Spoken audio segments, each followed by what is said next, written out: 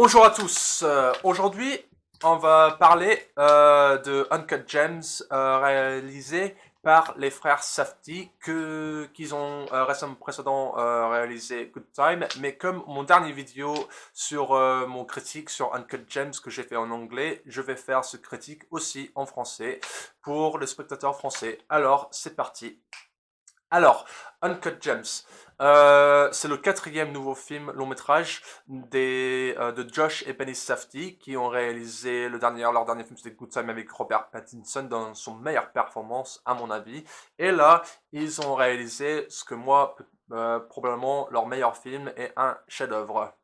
Ouais, alors Uncut Gems c'était sorti l'année dernière en décembre en Amérique et c'était sponsoré par Netflix, mais en fait vraiment c'est A24 parce que ça ressemble pas à un film original de Netflix quoi que ce soit pardon, vu que leur cinématographie est complètement différent par rapport à ce qu'on a habitué à regarder sur Netflix, parce que moi, à mon avis, tous les films Netflix ressemblent comme si que c'était filmé par le même chef d'opérateur.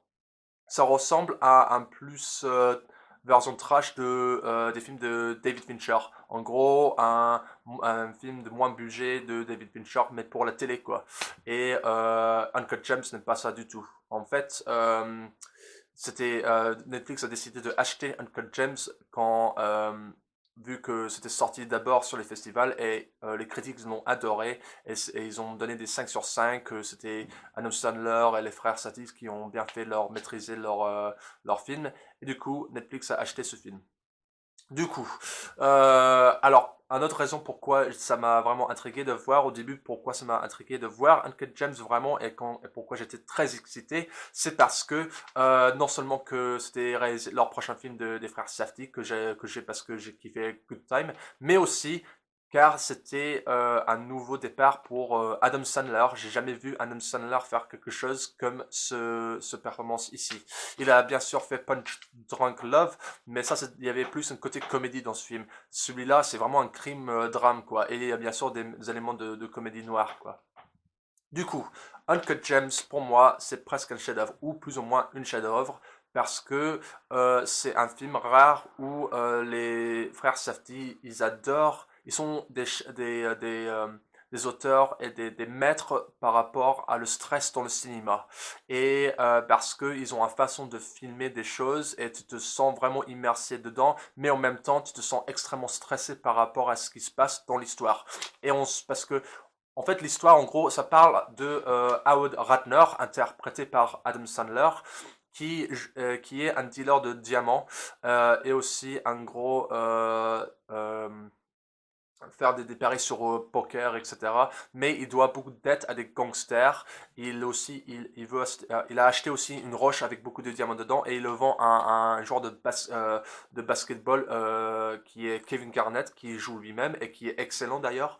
Et en fait, il arrive que des malheurs et ça tourne absolument mal pour lui.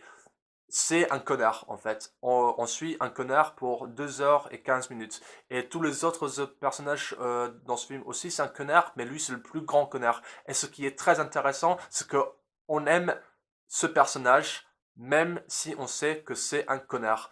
Parce que il foire tout le temps, il est accro à des paris, et en fait c'est comme du Jenga où ça monte et ça monte et ça monte jusqu'à ça casse en fait.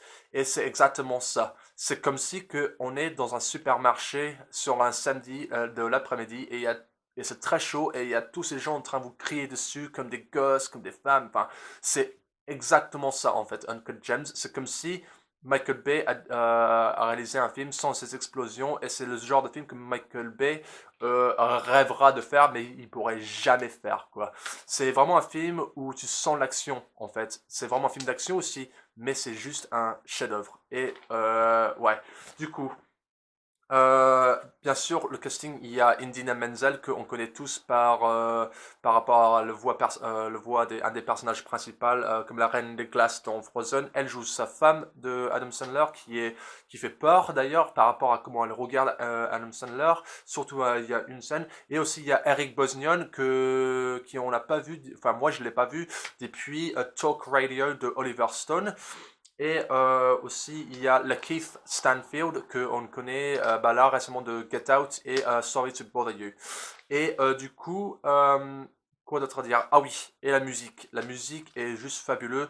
Il y a un mélange de Billy Joel et Gigi D'Agostino, L'amour toujours, mais c'est aussi la BO de Orthodox Point Never qui a aussi fait la BO de Good Time.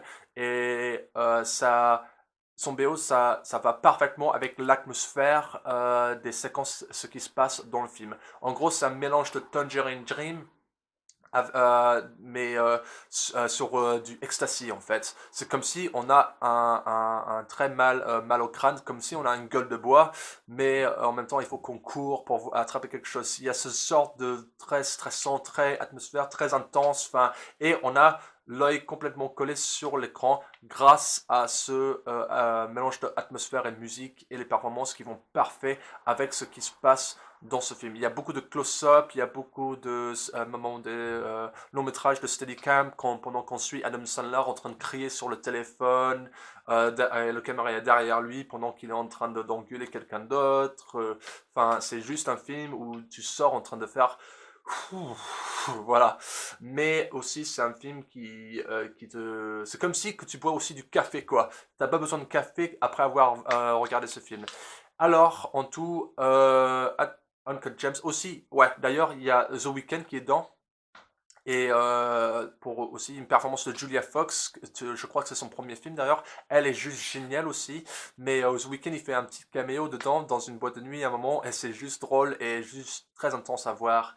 Et on se sent pour le personnage principal, même si c'est vraiment un connard. Et c'est jamais sentimental, c'est jamais politiquement correct, sans être forcé d'ailleurs. Et c'est vraiment un film où on sent que c'est des réalisateurs qui ont carte blanche à faire ce qu'ils voulaient faire. Et j'adore ça. Et c'est rare à voir aussi dans le monde du cinéma américain contemporain pardon, d'aujourd'hui. Surtout dans les films indépendants, mais ceci, ça n'a pas l'air d'un film d'indépendant et en même temps, ça a l'air un film d'indépendant vu comment c'est filmé. Et j'ai kiffé de A à Z. Et c'est pour ça que j'ai hâte de voir ce que les frères Safdie font la prochaine fois. Mais je veux aussi que Adam Sandler fait une performance comme ça parce qu'il est juste génial et c'est son meilleure performance. Ouais, c'est une 5 sur 5 pour moi. Et ouais, si vous aimez aussi voir mes vidéos en français, bah subscribe sur le bouton en bas. Et voilà, ouais, ciao, à la prochaine fois.